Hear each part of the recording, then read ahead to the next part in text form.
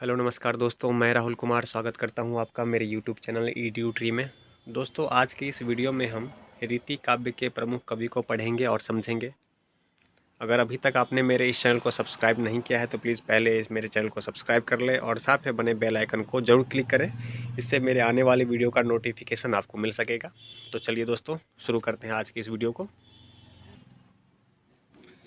रीतिबद्ध कवि। हिंदी साहित्य में रीति निरूपण का प्रथम प्रयास भक्ति काल के दौर में ही प्रारंभ हो गया था।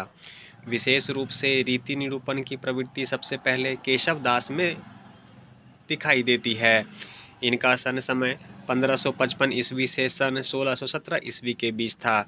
वैसे रीति काव्य की अविच्छिन्न परंपरा चिंतामणि त्रिपाठी से शुरू हुई, जिनका समय केशव दास के 50 वर्ष बाद आता है। संभवतः केशवदास और चिंतामणि के बीच के समय में रीति काव्य की अनुपस्थिति के कारण ही आचार्य रामचंद्र शुक्ल ने अपने इतिहास में रीति ग्रंथकार कवियों की शुरुआत चिंतामणि से किया है और केशवदास को भक्ति काल के फुटकल कवियों में रखा है। हालांकि इसे दोहराए जाने का अब कोई औचित्य नहीं है, क्योंकि इनका मुख्य रुझान रीति ही है।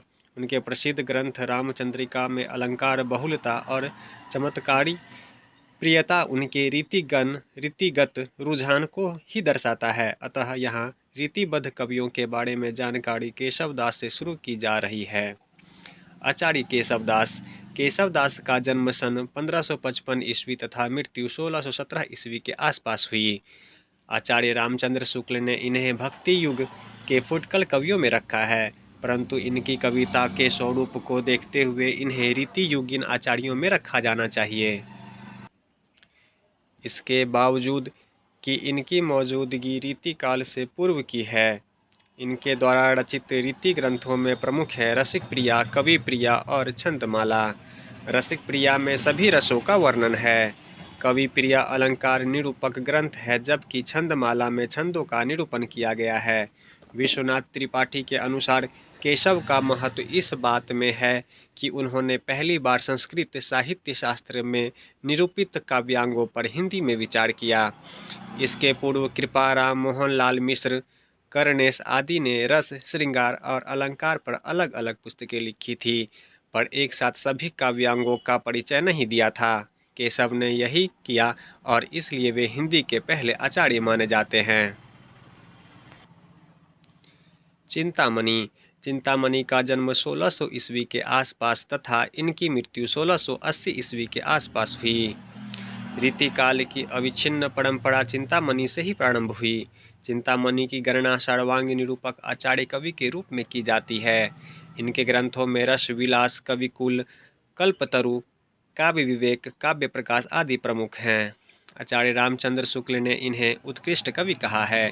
इनकी कविता से ही इनकी पुष्टि होती है। यहाँ इनके दिए हुए कविता है, आप इन्हें पढ़ सकते हैं। इस मुक्तक में गृहस्थ प्रेम का सुंदर और मनोहारी चित्रण हुआ है। पत्नी आंख बंद करने के बहाने पति का पीछे से आलिंगन करती है और पूछती है कि कहो मैं कौन हूँ। यह कहकर वह मुस्कुराती है, इठलाती है। पति द्वारा अंग छूने पर भौहें टेढ़ा कर हंसती है। यौवन के मस्ती में डूबी पत्नी अपने विभिन्न हाव भाव से पति को निरंतर आकर्षित करती है। देव। देव का जन्म 1673 ईस्वी में हुआ था तथा इनकी मृत्यु 1767 ईस्वी के आसपास हुई। देव रीति कविता के सर्वांग निरूपक आचार्यों में एक प्रमुख नाम है। देव के महत्व का अंदाजा इसी बात से लगाया जा सकता है कि द्विवेदी युग की हिंदी आलोचना में देव श्रेष्ठ हैं अथवा बिहारी, इस प्रश्न को लेकर आलोचकों में तीखा विवाद चला। देव के ग्रंथों की संख्या 72 बतलाई जाती है, पर इनमें से ज़्यादातर अनुपलब्ध हैं। इनके ग्रंथों में भाव विलास, रस विलास, शब्द रसायन, अष्टयाम आदि प्रमुख हैं। देव जितने सामर्थ आचार्य थे, उतने ही प्रखर उनकी काव्य प्रतिभा भी थी। वे श्रृंगारक विषयक कविता में तो सिद्धहस्त थे ही, उन्होंने प्रकृति का भी सुंदर चित्रण किया है। एक उदाहरण देखिए, यहाँ यह उदाहरण दिया गया है, आप इसे पढ़ सकते हैं। अर्थात आकाश में बादल की घटा घिर गई है, वर्षा की बूंदें झरने लगी है। ऐसे ही समय में श्याम आकार नायिका से आज झूला झूलने के लिए चलने को कहते हैं। नायिका इससे फूली नहीं समाती, उसे अपनी सूझ बूझ नहीं रहती।